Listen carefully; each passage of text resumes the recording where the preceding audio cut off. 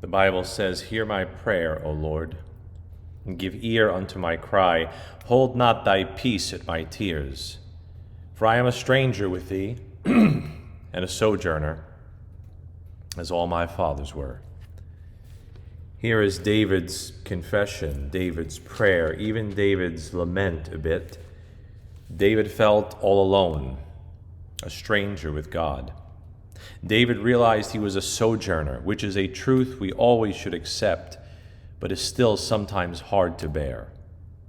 And David is asking God to hear his prayer. David is asking God to give ear unto his cry. David is asking God not to ignore and refrain at his tears. And you and I, dear child of God, as strangers and pilgrims in the earth, can feel very much like David, alone, crying, weeping, calling out to God, very similarly asking God to hear our prayer. And the Bible says God will hear. God does listen. He says in Psalm 56 that all of your tears are in his bottle. All of your tears are recorded in his book.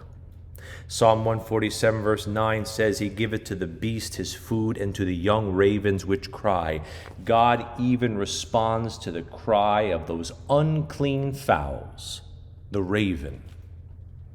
In Luke 18, Jesus tells a parable and says, "Shall not God avenge his own elect which cry day and night unto him, though he bear long with them?" The Lord may seem like he's taking his time. The Lord may seem like he is an absentee landlord. The Lord may seem like he's nowhere to be found, but you have to take comfort and you have to take solace that God will hear, that God will not hold his peace forever, that God does give ear unto your cry. How do we know this? How can we be so sure? Because in the next chapter, Psalm 40, David writes, "I waited patiently for the Lord, and he inclined unto me and heard my cry."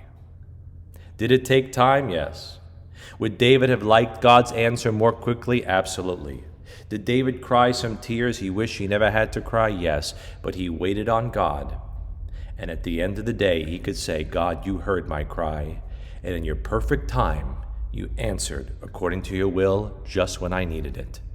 So if you're praying today, Christian, if you're crying today, Christian, if you're weeping today, Christian, God will hear your cry. May that be a comfort during your pilgrimage below.